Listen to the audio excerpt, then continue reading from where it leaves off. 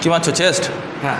আচ্ছা, তোমার কাছে একটা প্রশ্ন আছে, সেটা হলো এদিকে দেখো, আমাদের এক ফলোয়ার কমেন্ট করেছিল, বুঝলে? হ্যাঁ। সেটা হলো রাজু মাইতি বলে। ও লিখেছে, দাদা যে আমার খিদে কম হয়, তো ওয়েট বাড়ানোর জন্য কি করতে হবে?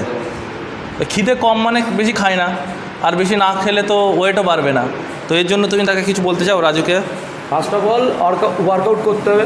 ওয়ার্কআউট কেন করতে হবে? খিদে বাড়ানোর জন্য। সঠিক নিয়ম মেনে করতে হবে। তার জন্য ট্রেনারের কাছ থেকে মানে যথাযথভাবে শুনে ওয়ার্কআউট করতে হবে। ভুলভাল ওয়ার্কআউট করলে হবে না, একদম। তাতে উল্টে ক্ষতি হতে পারে শরীরে। দ্বিতীয় কথা, এমন কিছু খাবার খেতে হবে যেটা ডাইজেস্টিভ, যেটা সহজ পাচ্ছ। কেননা লিভার যখন ঠিক থাকবে তখন অটোমেটিক্যালি তার খাবারের চাহিদা থাকবে, একদম, সে খেতে পারবে ভালো।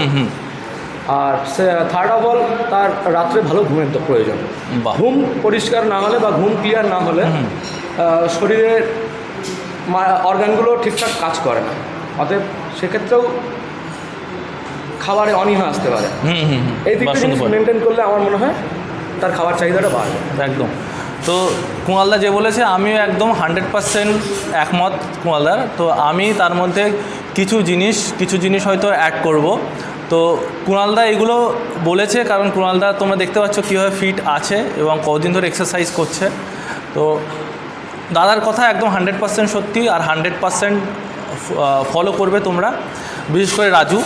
তো আর যে কথাগুলো আমি বলছি, প্রথম কথা হলো তো এক্সারসাইজ, আর দাদা এটা বললো এক্সারসাইজ কেন করবে? এক্সারসাইজ হলো বডিতে ব্লাড ফ্লো বাড়লে আমার প্রত্যেকটা অর্গান ভালো থাকবে। অর্গান যখন ভালো থাকবে, অর্গান নির্দিষ্ট ক্যালোরি টানতে চাইবে। সেই ক্যালোরিটা কোথা থেকে আসবে? ফুড থেকে। যখন ও ক্যালোরি টানতে চাইবে তখন আমার স্টমাকের উপরে অটোমেটিক্যালি চাপ পড়বে, তখন স্টমাক বললে ভাই আমাকে দে। সিমিলারলি মানে আমি যদি এখন উদাহরণ দিই, এখন যেরকম যুদ্ধ হচ্ছে, তো ওখানে টান পড়ছে, ক্রাইসিস বললে পেট্রোলের দাম বাড়ার সম্ভাবনা আছে, তাই তো? তো ক্রাইসিস যখন হবে সেই জিনিসের চাপ অবশ্য টানবে বডি। সিমিলারলি বডি তখন ক্যালোরি ক্রাইসিস হবে, বডি চাইবে আমার বেশি করে ক্যালোরি দিতে একটা।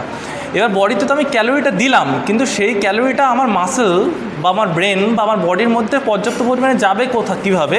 সেটা হলো ঘুমের মাধ্যমে। সেই প্রসিডিওরটা তুমি বলে দিয়েছো।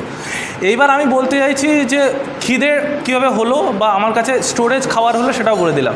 এবার কী খাবার খেলে ধরো খিদে বাড়লো, খিদে হয়েছে কিন্তু দেখা গেলো বাইরে গিয়ে এগরোল খাচ্ছে, চাউমিন খাচ্ছে, ফুচকা খাচ্ছে, বিরিয়ানি খাচ্ছে। জাঙ্ক ফুড বন্ধ করতে। হ্যাঁ, অনেকে ভাবে বিরিয়ানি খাওয়া মানে বিশাল ভালো, যত খাবার বেশি করে খায়। অ্যাবসলিউটলি, অনেকে ভাবে বিরিয়ানি খাওয়া খুবই ভালো। এবার রাস্তার বিরিয়ানিও শরীরের জন্য একদম ভালো নয়। যদি বিরিয়ানি ভালো হয়ে থাকে সেটা বাড়ির বিরিয়ানি, কিন্তু সেটা অতিরিক্ত পরিমাণে নয়, সপ্তাহে একবার খেলে এনাফ হয়ে গেল। এবার তাহলে কী সে খাবার খাবে? অবশ্য ওয়েট বাড়ানোর জন্য কিছু খাবার আছে। সবথেকে হেল্পফুল হলো প্রথম কলা, তারপরে ডিম, তারপরে মনে করো ছাতু, ছোলা বাদাম, আর এছাড়া যদি বলা যায় তাহলে রাইস। আর রাইস তোমাকে একটু পরিমাণ মতো বেশি বাড়াতে হবে, কারণ রাইসে তোমার কার্বোহাইড্রেট থাকে। আর রাইস কেন বাড়াতে বলছি? কারণ রাইস তাড়াতাড়ি ডাইজেস্ট হয়ে যায়।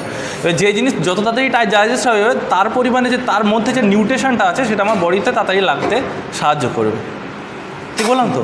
তো এছাড়া আরও অনেক খাবার আছে, তো এটা তো ওইভাবে বলা সম্ভব নয় সঠিক ডায়েটের মধ্যে তোমাকে সামনে না পেয়ে। কিন্তু আমি যতটুকু দাদা বলেছে, যতটুকু আমি বলেছি, আশা করি তোমার প্রশ্নের উত্তর পেয়ে গেছো রাজু। তো আর সবাই যারা ভিডিও দেখলে, তোমরা কেমন ভিডিও তোমরা পেতে চাও অবশ্যই কমেন্ট করে জানিও। আর ফলো করো gym page and follow mark academy, mark made mind and mark made muscle দেখে দাও।